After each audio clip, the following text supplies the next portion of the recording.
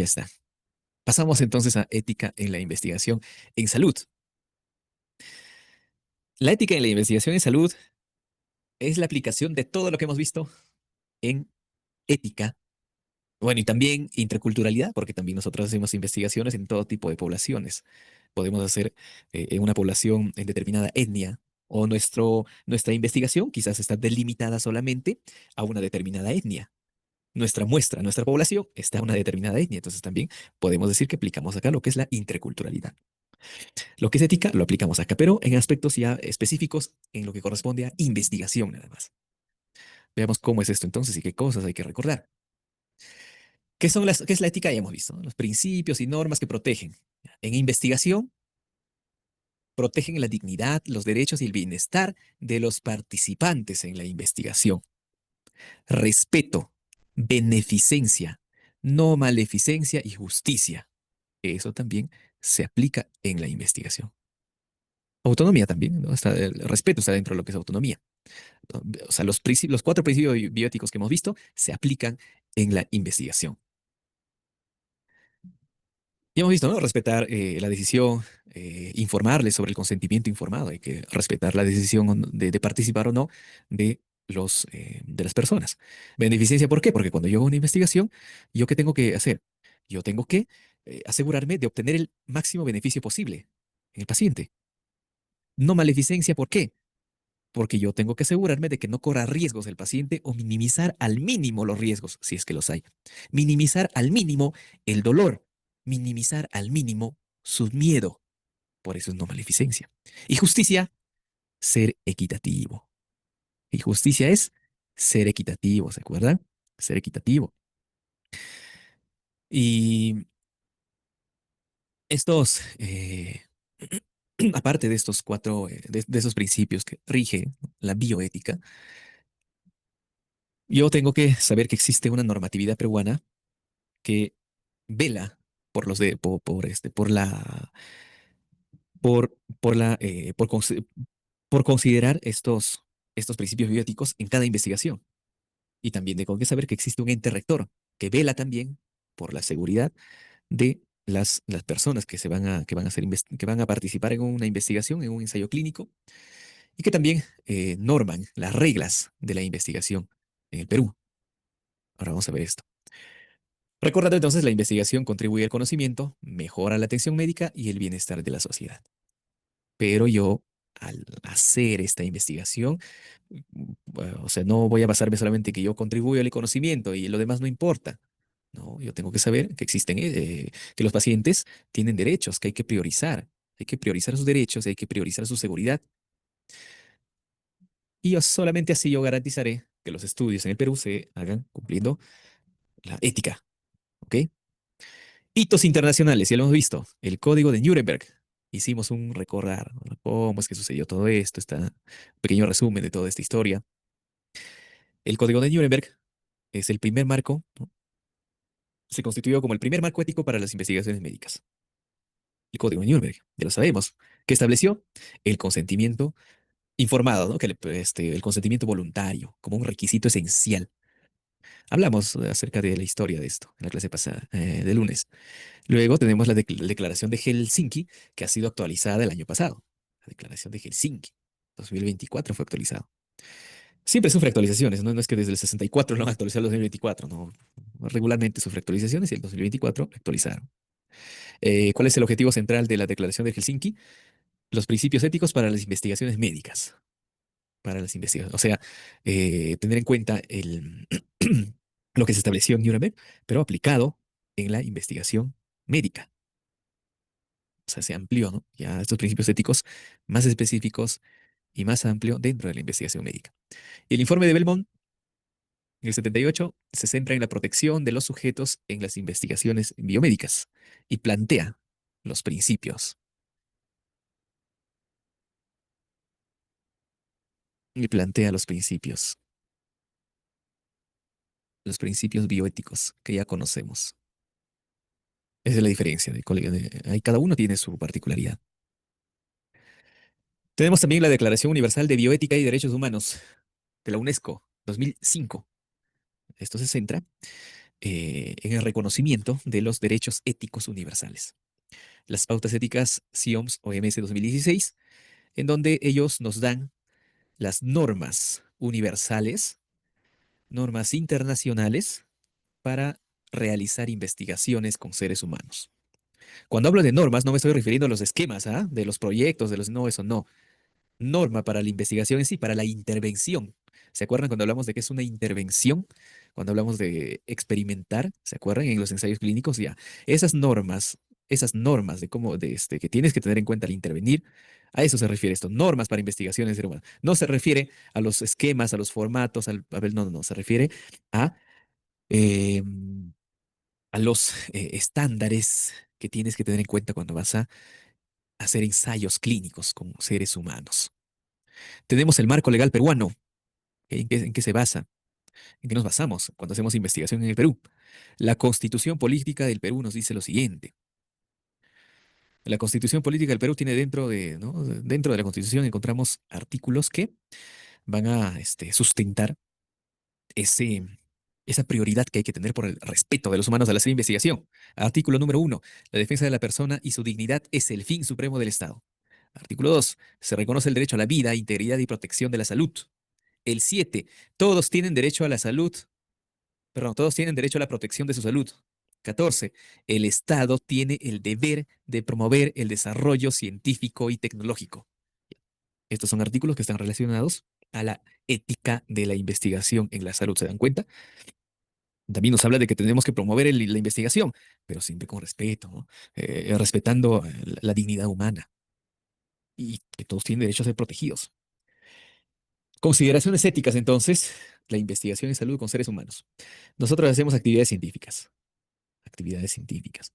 Y cuando hacemos actividades científicas, como ya hemos visto, cuando nosotros hacemos nuestro proyecto, cuando hacemos nuestro proyecto de investigación, ¿qué hacemos? Recopilamos y analizamos datos y generamos conocimiento. Pero esa recopilación de datos,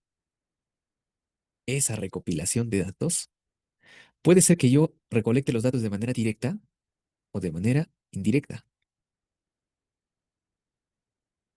De manera directa, ¿cómo? Manipulando, manipulo. O sea, hago mis intervenciones, los someto a determinado medicamento. Intervención, ¿se acuerdan? Observación, ¿no? También observo de manera directa, ¿no? Observo qué es lo que está pasando. Interacción con el investigador. De esa manera yo estoy haciendo una recopilación de datos directa. O manipulo, o sea, manipulo las variables, o intervengo con un determinado fármaco, o simplemente observo nada más, o también hay una interacción con el investigador. Bien.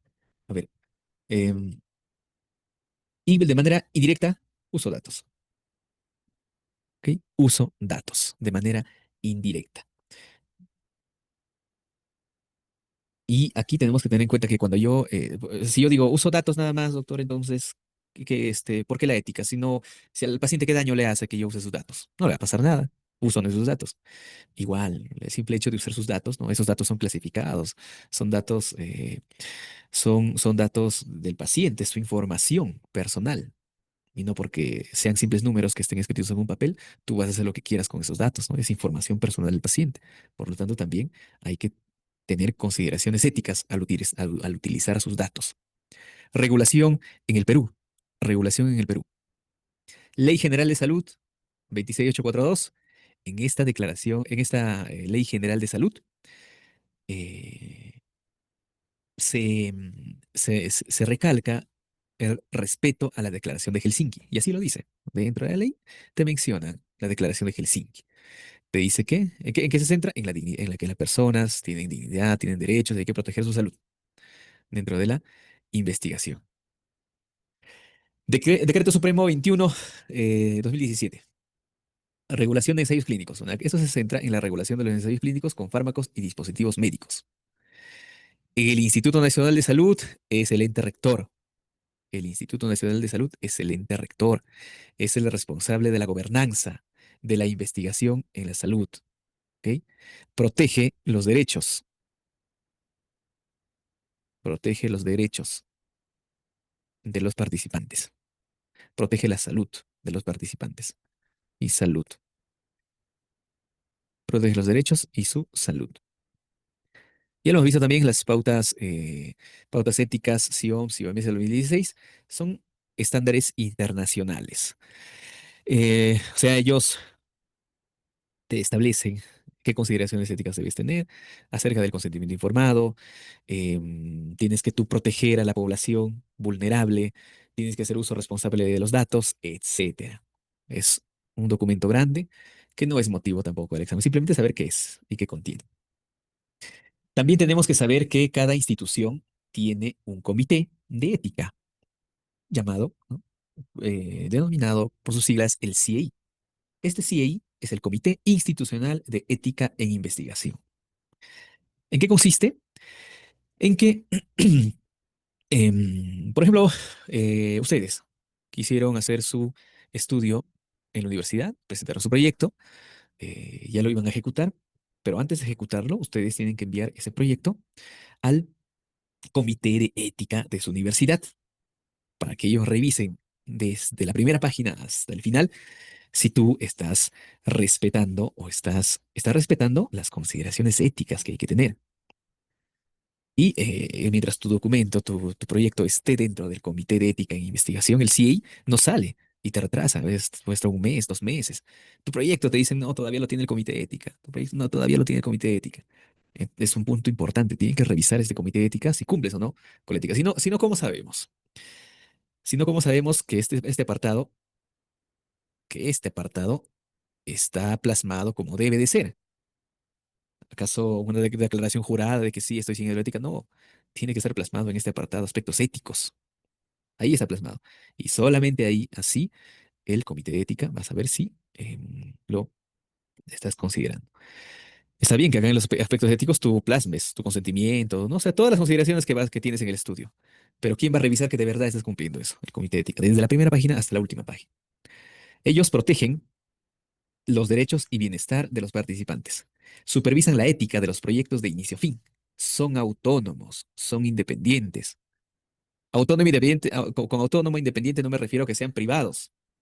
Me refiero a que estando dentro de la institución, a pesar que están dentro de la institución, ellos toman sus propias decisiones, ellos tienen su propio reglamento y no reciben órdenes directas de la dirección, no reciben órdenes directas de la rectoría de la universidad, no, no. Ellos no reciben ninguna orden de que tal proyecto pasa o no pasa. Ellos son autónomos en su decisión, son independientes. Y está constituido por especialistas, expertos en diversas áreas. ¿Cuántos? Cinco. 5 miembros. ¿Es igual en todos los comités? Es igual. ¿Por qué? Porque eso de los 5 miembros lo establece el Instituto Nacional de Salud. El Instituto Nacional de Salud, que es el ente rector, el que establece la gobernanza de investigación en salud en el Perú, ellos han establecido que el Comité Institucional de Ética e Investigación tiene que tener 5 miembros. 5 miembros. Y dentro de estos miembros tienen que estar profesionales de diversas disciplinas. ¿Ok? Tiene que haber diferentes profesionales. Eh, por el hecho de decir ética no quiere decir que los 5 van a ser abogados. No, no, no. Eso es multidisciplinario. Es multidisciplinario. Eh, ¿Quiénes tienen que estar y cuántos? Eso no lo establece el INS, simplemente te dice 5 miembros, nada más. Tiene también su propio reglamento y tienen que ellos evalúan que tu estudio tenga validez científica, tenga valor social. Ellos evalúan el riesgo que van a tener los participantes de tu estudio. ¿Por qué? Porque ellos tienen que buscar el máximo beneficio de los participantes. No puedes estudiar cualquier cosa y no puedes, en aras de obtener un conocimiento, no vas a someter a los pacientes a que ellos no tengan un beneficio alguno. No vas a someter a gestantes, por ejemplo, para investigar sobre tu medicamento. Por eso es que vemos, ¿no? Cuando vemos no, ¿cómo se llama esto? En los formatos, ¿no? En la descripción de los medicamentos, cuando vemos que su uso no ha sido probado en gestación, su uso no ha sido probado en lactancia, ya eso es porque no se permite hacer estudios en gestantes, ¿no? Así nomás no se permite. Eso es, por lo tanto, ¿eso quién lo revisa? Todo eso lo revisa el CIEI. Consentimiento informado, eso también lo revisan ellos. equidad en la selección de los sujetos. Ya hemos visto, ¿no? Hay que ser equitativos. Tú tienes que seleccionar a tus sujetos em, sin discriminación alguna. ¿Ok? Ahora, cuando una institución va a formar su CAI, su comité de ética, tiene que registrarse en el INS. Tiene que registrarse en el INS. Y si una institución no tiene su comité de ética, pueden utilizar alguna otra comisión de ética, pero que esté acreditado por el INS y dentro de una misma región. Así te dice, así está establecido la norma del INS. Si desean revisar más al detalle, van a revisar la normativa de la investigación en ensayos clínicos del INS, que lo van a encontrar también en la web, en el aula virtual. Pero son detalles técnicos que ya no es necesario analizar. Entonces, ahora hablemos de cuál es la responsabilidad del investigador. El investigador tiene que obtener aprobación del comité de ética. O sea, dentro de lo que es la ética, ¿ah? La responsabilidad del investigador dentro del tema que estamos hablando, que es ética en investigación. Hay que obtener la aprobación del CEI. Sin esa aprobación no continuamos. Ya muchos de ustedes han pasado. El comité de ética no suelta su estudio. No pasa, pues no pasa. Tiene que pasar sí o sí. Garantizar el consentimiento informado, sí o sí. Declarar conflicto de intereses, bien. Y hemos visto, ¿no? Incluso en la ética de la función pública hemos visto acerca del conflicto de intereses. La confidencialidad, hay que asegurar la confidencialidad del participante. Y si hacemos algún cambio en nuestro proyecto o protocolo, al proyecto también le dicen protocolo, proyecto de investigación o protocolo de investigación, tenemos que informar estos cambios al CIEI. Si ellos nos dan el visto bueno, nosotros no vamos por el hecho de que ya tenemos el visto bueno, no vamos a pensar que ese visto bueno nos sirve para siempre. O sea, yo voy a hacer este cambio, ¿no? Que voy a usar otro instrumento, me di cuenta que ese instrumento no va y quiero usar uno mejor, cambié mi protocolo y por lo tanto tengo que informar al CIEI de ese cambio, de esa desviación. No es que su aprobación vale para cambios, no, no aplica para cambios. Hay que publicar, hay que hacer la publicación conforme a los estándares internacionales. A los estándares, me refiero a los estándares éticos internacionales. ¿Cuáles son esos estándares? Tampoco es una descripción de varios, no de eso tampoco, no es motivo. ¿Ok? Así que no se preocupen a saber cuáles son los estándares. Eso es como si quisiéramos leer esta Ley General de Salud. El INS, el INS. Pueden preguntar quién es el ente rector de la investigación de salud en el Perú. No vayan a marcar MINSA. Es el INS, Instituto Nacional de Salud. ¿Cuáles son las funciones del Instituto Nacional de Salud? Gestionar la base de datos nacional. Hay una base de datos de ensayos clínicos. Y hablamos de ensayos clínicos, ¿ah? Estamos hablando de ensayos clínicos acá. Ellos brindan asesoría y capacitación también. ¿Y a qué me refiero con asesoría y capacitación? No es que te van a enseñar cómo se hace un proyecto, o sea, no es que ellos van a hacer una clase así como esta de acá y te van a decir, el proyecto se hace así, vas a hacer tu metodología, los estudios se clasifican así. No, eso no es, no se vayan a confundir con eso, ¿ah? El INS no te enseña a ti a cómo hacer tu proyecto, cuáles son las partes, no. Ellos de lo que se encargan es de brindar asesoría en cuestiones éticas, capacitar en cuestiones éticas, em, en supervisar que los ensayos clínicos que se hacen en el Perú estén cumpliendo los principios éticos, estén cumpliendo su normativa que tienen ellos para los ensayos clínicos. En eso se basa el INS. Promover la cooperación. Ellos eh, promueven la cooperación entre ¿no? con su personal que tiene, con los que cuentan sus profesionales que cuentan ellos, en la cooperación de distintos ensayos clínicos que se hacen a nivel del Perú. ¿Ok? A nivel del Perú, o sea, ensayos grandes, ensayos clínicos grandes, ¿no? De instancias superiores, del Ministerio de Salud, por ejemplo. Establecen procedimientos de revisión, obviamente, para que revisen todas las cuestiones éticas y supervisan la aplicación de la normativa. Ellos tienen una normativa, hay una normativa para hacer ensayos clínicos en el Perú y ellos supervisan que se cumpla esa normativa. Y justamente esa base de datos nacional que dice ahí también, no les estoy diciendo, no es una base de datos de su proyecto, o sea, es un proyecto que ustedes, digamos, han hecho en la universidad, ¿no? Que nadie hace ensayos clínicos en la universidad, en el Perú. No han hecho ensayos clínicos, Entonces, su proyecto no va a ir a la base de datos nacional del INS. A la base de datos nacional del INS van ensayos clínicos que van a hacer en cualquier parte del Perú. A eso se refiere con gestionar la base de datos. No se olviden, ¿ah? El Instituto Nacional de Salud no supervisa tu proyecto. No supervisa, no te da clases para hacer investigación. Su normativa no te enseña sobre la clasificación de las investigaciones, no nada de eso. Ellos van a revisar los principios éticos, que cumplas la normativa vigente de cómo llevar a cabo un ensayo clínico en el Perú. Bien, eso es lo que hace el INS. Listo. Listo, es un tema pequeño, han visto. Ética de investigación en salud es un tema pequeño relacionado con ética, pero específicamente en investigación.